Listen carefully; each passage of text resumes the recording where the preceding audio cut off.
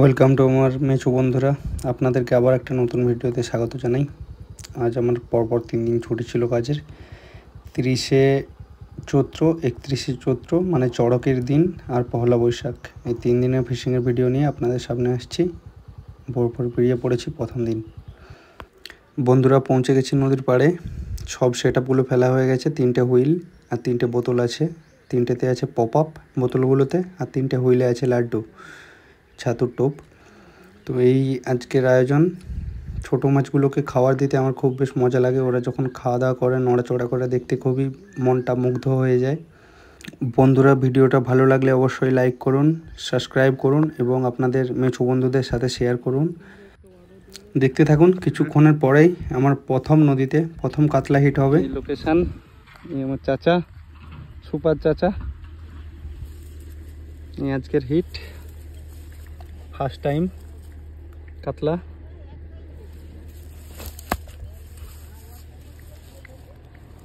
দেড়-দু কেজির হবে,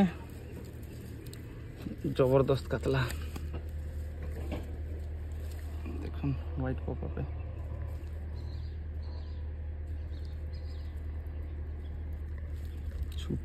প্রায় 1.5 ঘন্টা অপেক্ষার পর হোয়াইট পপ আপ বলে একটা কাতলা হিট হয়েছে। এটা আমার নদীর ফার্স্ট কাতলা। সাইজটা মোটামুটি 1700, কিন্তু আমার কাছে এটা অনেকই বড় আর আমার কাছে অনেক আনন্দের মুহূর্ত এটা। কারণ এই লাইফে প্রথমবার নদীতে কাতলা ধরলাম। আপনারা হয়তো জানেনই আমি নদীতে সেরকম পুরনো অভিজ্ঞ শিকারি না। 1 বছর হলো নদীতে ফিশিং করছি। 1 বছর পর আজ প্রথমবার কাতলা হয়েছে। আশা করি আপনাদের সাপোর্টে আরবার পরে আরও বড় বড় কাতলা ধরতে পারবো। পাশের সিটে কাকুর মাছ লেগেছে, মৃগেল মাছ। কাকু প্রথম মৃগেলটা নিজে তুলতে গিয়ে ছুটিয়ে ফেলেছে, তাই দ্বিতীয় মৃগেলটা আমাকে দিল তুলতে। আমি কাকুর মাছটা তুলেও দিয়েছি। কাকু ল্যান্ডিং নেট সাথে রাখে, আমার কাছে ল্যান্ডিং নেট থাকে না, তো বড় মাছ লাগলে কাকুই আমার ল্যান্ডিং করে দেয়। খারাপ না, ভালো মৃগেল কত সুন্দর। আচ্ছা 800-700 হয়ে যাবে, 500-র উপরে আছে।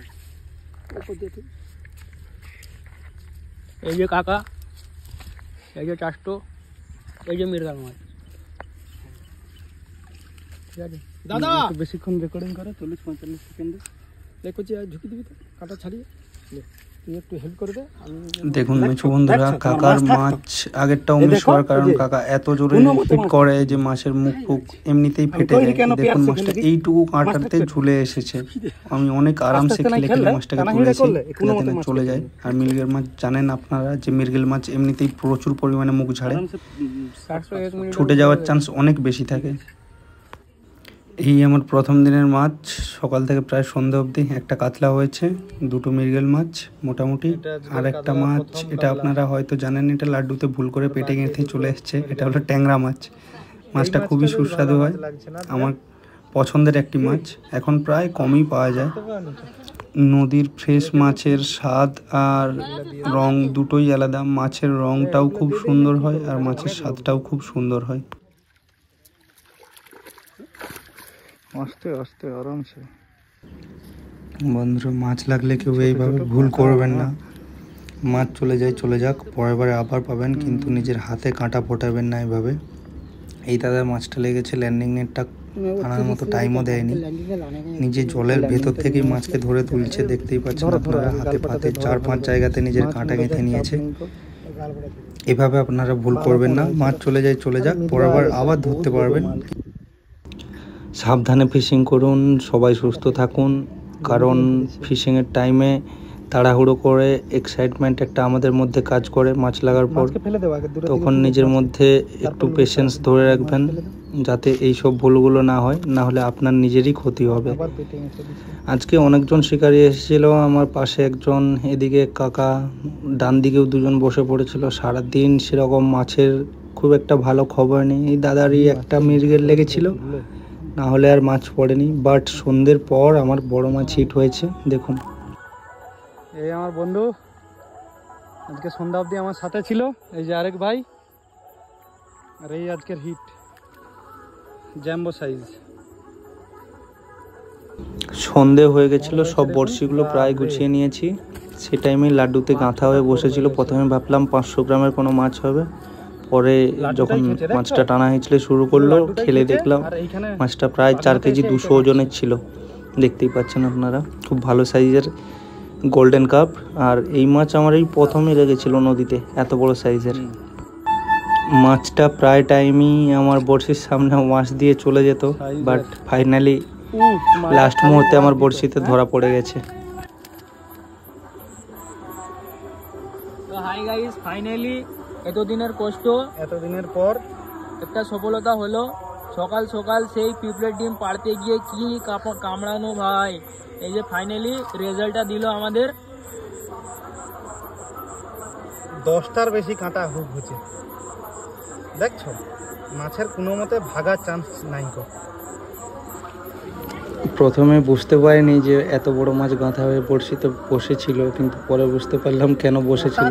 এত লাড্ডুর কাঁটা, এতগুলো কাঁটা ফোড় হয়েছে মাছটার, যে মাছটা চুপচাপই গাঁথা হয়ে বসেছিল সেখানেই, নড়াচড়াই করেনি যন্ত্রণাতে। হুকআপ রেশিও একদম সলিড লেভেলের ছিল। আর এগুলো সব আমার হাতে নিজেরই বাঁধা কাঁটা।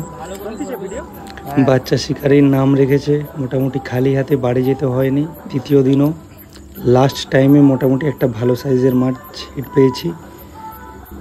এই দিন আমার বড় দুটো মাছ ছুটেও গেছে, সব বড় সাইজ ছিল। খুশি আজকের হিট।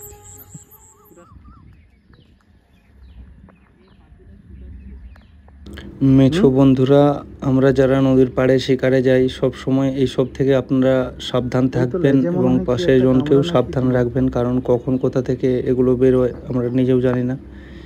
এই সাপটা আমাদের এখানে লাউডঙ্গা বলে, অনেকে সবুজ সাপ নামেও চেনে। সাপটা বিশাল লম্বা হয়, একদম সবুজ কালারের। আপনারা প্রায় সবাই হয়তো চেনেন। আমার পাশের সিট থেকেই বেরিয়ে নদী ক্রস করছে, পুরো এপার থেকে ওপারে যাচ্ছে। মাছ তো আছে, মাছের ওয়াশও আছে, কিন্তু সাথে সাপও আছে। আর কত রকম বিপদ লুকিয়ে আছে। মাছের খাবার ছেড়ে যাবেন, বনের ভেতর থেকে বড় ইঁদুর বেরোবে, পুরো খাবার টেনে নিয়ে চলে যাবে। কোনো সময় কুকুর নিয়ে চলে যায়। তো সব সময় নদীর পাড়ে সাবধান থাকতে হয়। ওই দিকটায় ওয়াশ দেখাটা দেখছো, হ্যাঁ, ঝাড়টার গোড়া লেগে। এই যে লোকেশন, বড় মাছের কারণে আমার 4-5টা হুইল একসাথে জড়িয়ে দিল। প্রায় 2-3 হাত করে গ্যাপ ছিল হুইলগুলোর মধ্যে, কিন্তু তাও হুইলগুলো জড়িয়ে দিল। একটা হুইল টেনে জলে ফেলে দিয়েছিল, ভাইকে নামালাম হুইলটা ট্রেন তুলতে। 10+, হ্যাঁ 10 হবে নি?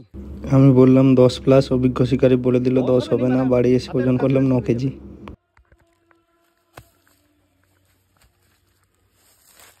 লেগেছে পপাপে।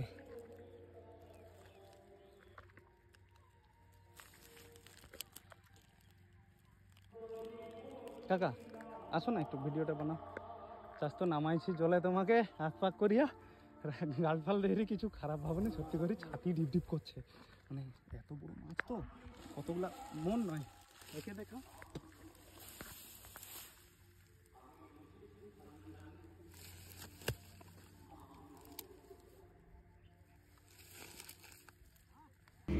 মাছটা সেম হোয়াইট কালারের পপআপেই হিট হয়েছে, যেটাতে কাতলা হিট হয়েছিল। সেম পপআপ, সেম ওই হোয়াইট কালারের ওই পপআপটাতেই হিট হয়েছে।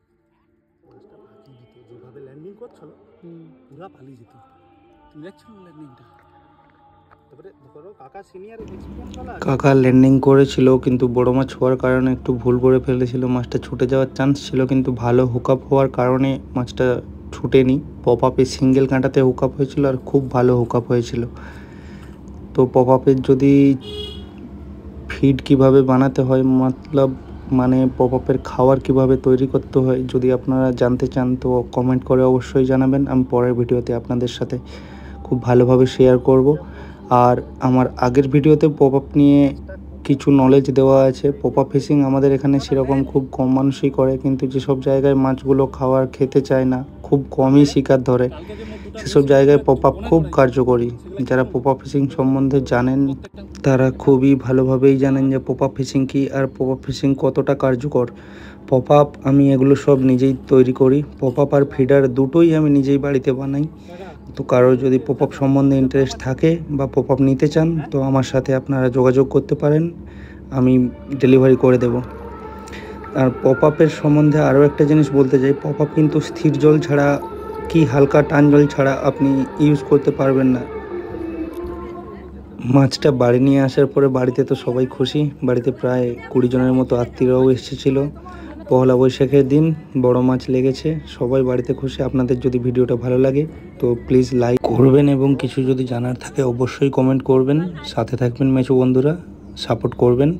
ভালো থাকুন, সুস্থ থাকুন সবাই। দেখা হচ্ছে আবার নতুন একটা ভিডিওতে।